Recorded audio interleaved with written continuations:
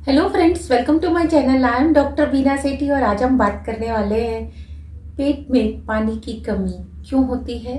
बच्चों के हाथ पांव पैदा होते ही या पैदा होने से पहले ही टेढ़े मेढ़े क्यों होते हैं और बच्चों के लंग्स कभी कभी डेवलप क्यों नहीं होते। तो इन सब बातों का कारण जो मेन होता है वो एमनियोटिक फ्लूइड होता है। तो हम जानते हैं कि माँ के पेट में बच्चे के चारों तरफ एक सैक होता है, एक थैली होती है जिसके अंदर और बच्चे के बीच में, यानी कि ये अगर सैक है और ये आपका बेबी है तो बेबी और इसके बीच में क्या होता है, एक फ्लूइड भरा होता है जो कि अमीनो एसिड रिच होता है, प्रोटीन रिच होता है, तो इसके अंदर मिनरल रिच होता है। इसी को हम क्या कहते हैं, एमनियोटिक फ्लूइड कहते हैं। अब ये बनता कैसे है, जब बच्चा धीरे धीरे पहले जैसे आपने कंसीव किया तो 5, 6, 7 दिन के अंदर अंदर वो बच्चा फैलोपियन ट्यूब से सरक के यूट्रस की जो इनर लाइनिंग है एंडोमेट्रियम उसके ऊपर चिपक जाता है और धीरे धीरे स्टार्ट होता है प्लेसेंटा का बनना। और ये प्लेसेंटा जब बनता है तो थोड़ा सा सेल्स तो प्लेसेंटा बनाने में काम आती है और थोड़ी सी सेल्स जो है, जैसे ये बच्चा जुड़ा हुआ है इससे प्लेसेंटा से, तो थोड़ी सी सेल्स तो प्लेसेंटा को बनाने के काम आती है और थोड़ी सी सेल इस सैक को बनाने के काम आती हैं। और धीरे धीरे इसके अंदर ये फ्लूइड बढ़ता जाता है। इसीलिए जिन लेडीज में ये फ्लूइड ज्यादा होता है उनका पेट थोड़ा सा ज्यादा आपको दिखता है बाहर की तरफ और जल्दी दिखने लगता है, और जिनका ये कम होता है उनका जो है पेट देर से दिखता है और कम दिखता है। तो इसके बनने के 3 कारण होते हैं। पहला, ये प्लेसेंटा से इस सैक के अंदर जाए।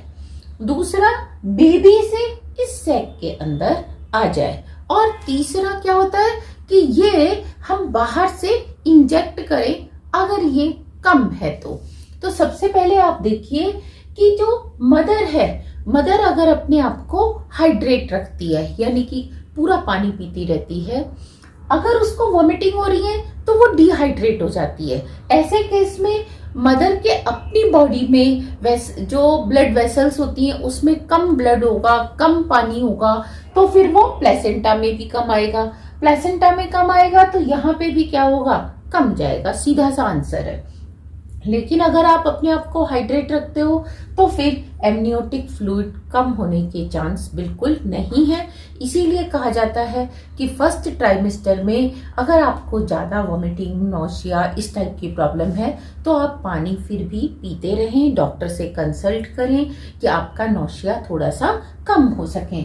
और दूसरी चीज, ये जो प्लेसेंटा है ये एमनियोटिक फ्लूइड बनाता है और इसी के थ्रू क्या होता है, जाता है। ये बनाता भी है और इसके थ्रू जाता भी है। तो जब इसमें कोई प्रॉब्लम आने लगती है, जैसे कि प्लेसेंटा की जो कॉर्ड है वो बहुत बड़ी हो जाती है, तो कभी कभी जब ये बच्चों के चारों तरफ लिपटी हुई है तो उसमें गांठ बन जाती है, और जैसे ही गांठ बनती है और वो कभी कभी खिंच जाती है, तो फिर आप जानते हो किसी पाइप में अगर गांठ लगा दी जाए तो फिर उसमें से पानी का या लिक्विड का फ्लो नहीं होता। तो अगर उसमें हल्की सी गांठ भी लग गई और उसने कुछ वेसल्स को दबा दिया तब भी दिक्कत होगी। या प्लेसेंटा डैमेज हो गया, यानी कि आपका कोई एक्सीडेंट हुआ, कुछ हुआ और वो प्लेसेंटा थोड़ा सा डैमेज हो गया। अगर ये प्लेसेंटा यहाँ से कट गया या इतना हिस्सा खराब हो गया, ड्राई हो गया, सूख गया, श्रिंक हो गया, तो क्या होगा, इतने हिस्से से कम वाटर जाएगा और एमनियोटिक फ्लूइड कम हो जाएगा। तो हम देखते हैं बेबी कैसे बनाता है। बेबी अगर यूरिन पास करता है, क्योंकि धीरे धीरे जब आपका बेबी बड़ा होता है उसकी किडनी डेवलप होती है, ब्लैडर डेवलप होता है, तो वो यूरिन भी बनाने लगता है। वो यूरिन इसी पानी में, मतलब इसी सैक में छोड़ देता है। फिर बेबी धीरे धीरे इस यूरिन को पीने भी लग जाता है, यानी कि वही पानी पीता है और वही पानी जो है वो एक्सक्रीट करता है। क्योंकि इस समय बेबी कहना चाहिए कि एक तरह से मीट का एक टुकड़ा है, लेकिन साथ साथ उसमें क्या है, एक जान भी है। तो उसको अभी कोई फर्क नहीं पड़ता कि वो पानी इस ट्रैक से जा रहा है, दूसरे ट्रैक से बाहर आ रहा है, या क्या? इसी तरीके से जब तक बेबी 4-5 महीने का होता है, यानी कि 20 वीक से 20 वीक से छोटा होता है, तो उसकी स्किन बहुत ज्यादा थिन होती है, तो उसकी स्किन से भी पानी बाहर भी चला जाता है, अंदर भी आ जाता है। और धीरे धीरे जब बेबी की ग्रोथ होती है तो बेबी की स्किन मैच्योर होने लगती है, उसमें बहुत सारे कोलेजन्स बनने लगते हैं, और आप देखते हैं कि फिर बेबी की जो स्किन ट्रांसपेरेंट थी पर लिक्विड आने जाने के लिए, वो धीरे धीरे हिंडर हो जाती है और एमनियोटिक फ्लूइड बनना बेबी के थ्रू यानी स्किन के थ्रू बाहर आना बंद हो जाता है। केवल और केवल कहाँ से आता है? यूरिन के थ्रू आता है। कभी कभी मेल बेबी के केस में अगर जो बेबी का पीनस बना है वहां यूरेथ्रा है, अगर वहां पे कोई ब्लॉकेज आ जाए तो भी क्या होता है, फिर बेबी यूरिन पास नहीं करता, तो फिर एमनियोटिक फ्लूइड कम हो जाता है और वो यूरिन जो है बेबी के पेट में ही, ब्लैडर में ही इकट्ठा होता जाता है। इसीलिए कहा जाता है कि अगर कुछ इस टाइप की प्रॉब्लम है, आपको लग रहा है एमनियोटिक फ्लूइड कम है, तो इससे पहले कि देर हो आप डॉक्टर से as soon as possible consult करें। वैसे तो पूरे 9 मंथ ही क्या होना चाहिए, आपको डॉक्टर के टच में रहना चाहिए। डॉक्टर आपका रेगुलर चेकअप करते हैं, रिपोर्ट लेते हैं और वो आपको मॉनिटर करते हैं कि इसमें कोई प्रॉब्लम तो नहीं आ रही, सब कुछ नॉर्मल चल रहा है या नहीं चल रहा।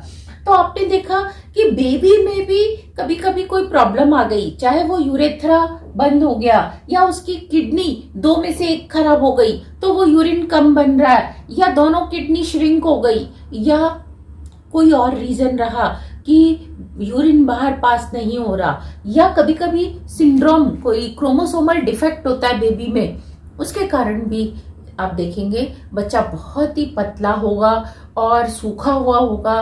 तो ऐसे केसेस में आपको बहुत अलर्ट रहने की जरूरत है। और जो प्लेसेंटा है वो भी अगर किसी भी कारण से श्रिंक हो जाता है, डैमेज हो जाता है, छोटा हो जाता है, या उसमें कोई गांठ पड़ जाती है, तो ये सारी चीजें जो हैं आपको परेशान करती हैं, एमनियोटिक फ्लूइड कम कर देती हैं।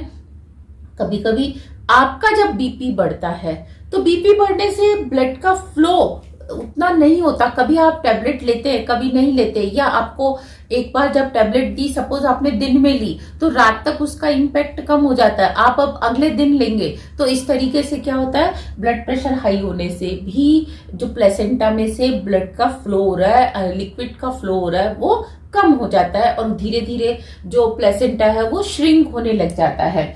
अगर 40 वीक तक आपका बेबी नहीं हुआ और मैक्सिमम +1 वीक आप मान लीजिए, तो भी प्लेसेंटा की तो एज है, प्लेसेंटा तो अपनी एज के बाद क्या होगा, धीरे धीरे श्रिंक होना या डेड होना स्टार्ट हो जाएगा और आपको किसी भी कारण से लेबर पेन नहीं हुए, चाहे उसमें एक कारण यही था कि एमनियोटिक फ्लूइड कम था इसलिए जो है पेन स्टार्ट नहीं हुए, तो हम क्या देखते हैं कि डॉक्टर्स को मजबूरन आर्टिफिशियल पेन देके या सी सेक्शन करके, सर्जरी करके और आपका डिलीवरी करानी पड़ती है।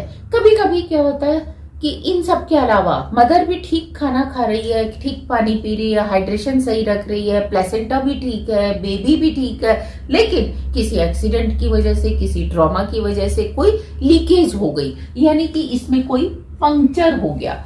एक पंक्चर भी हो सकता है, 2 भी हो सकता है, और कभी कभी मेजर एक्सीडेंट होते हैं तो आपको पता है ये रप्चर भी हो जाती है और बहुत प्रॉब्लम्स आती हैं।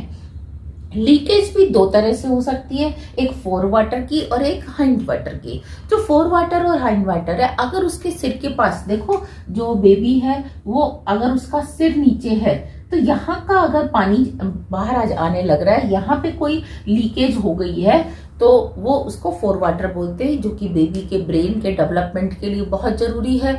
तो ऐसे में आपने ध्यान रखना है कि ये ज्यादा रिस्की केस होता है, हालांकि रिस्की तो सारे केस है लेकिन ये कंपैरेटिवली ज्यादा रिस्की होता है। और हिंड वाटर में अगर ब्रेन के अलावा अगर इस साइड कहीं लीकेज हुई है तो इसको हम क्या बोलते हैं, हिंड वाटर।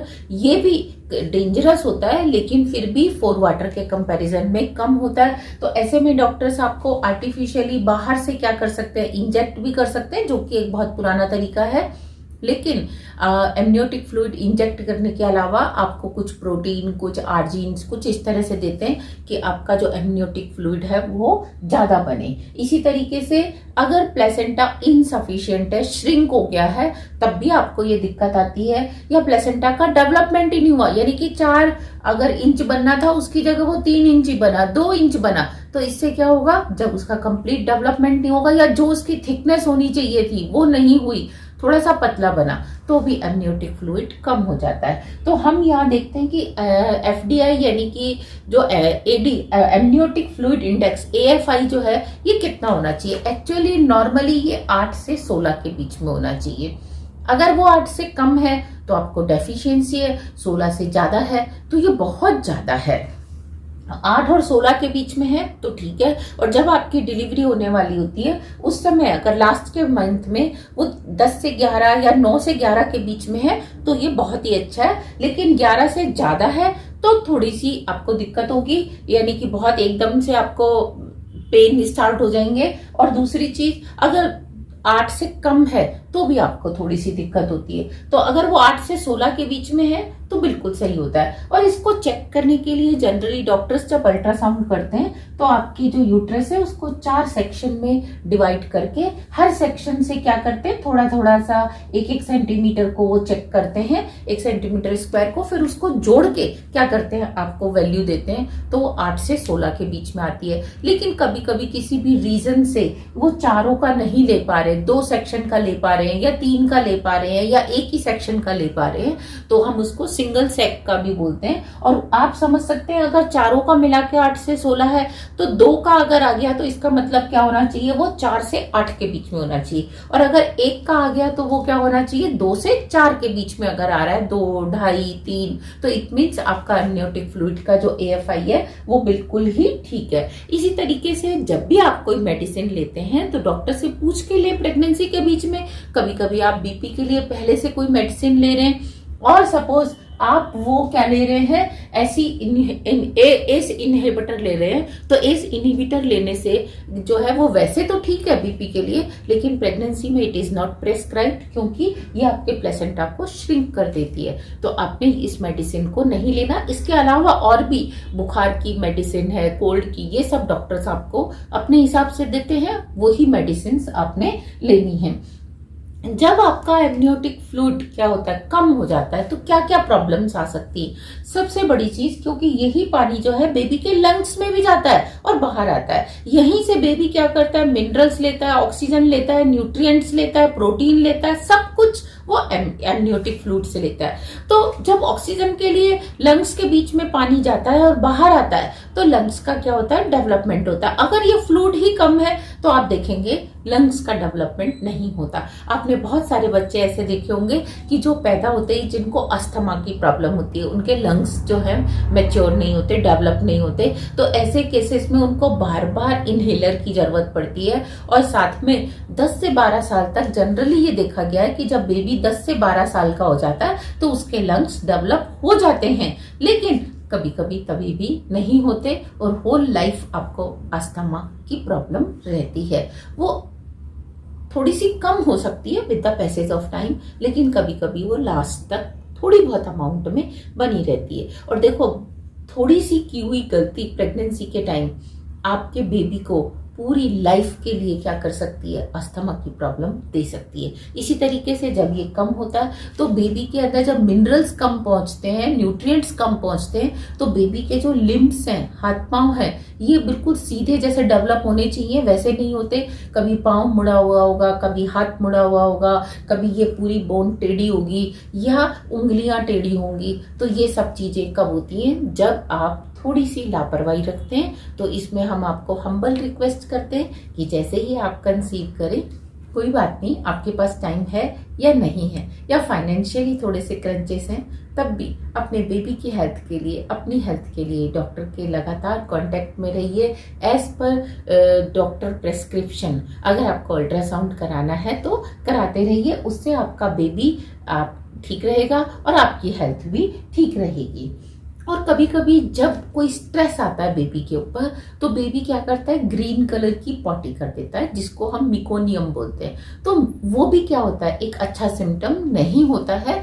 तो अगर आप डॉक्टर से लगातार कांटेक्ट में रहेंगे तो आपको ये सारी प्रॉब्लम टाइमली पता चलती रहेंगी। लेकिन होता क्या है, अगर ये एमनियोटिक फ्लूइड ठीक है, कोई स्ट्रेस भी नहीं है, कोई ट्रॉमा भी नहीं है, तो बेबी कभी भी पॉटी पेट के अंदर नहीं करता, क्योंकि वो डायरेक्ट कुछ नहीं खाता है। लेकिन जब बेबी के ऊपर स्ट्रेस आता है, वो तभी पॉटी करता है। तो अब अगर आप हमारी कहने की मतलब जो हम बात कह रहे हैं इसको समझ गए हैं, तो आप पूरे 9 मंथ तक अपने छोटे से बेबी का पूरा ध्यान रखेंगे। मैं ऐसी उम्मीद करती हूँ। All the very best, happy pregnancy.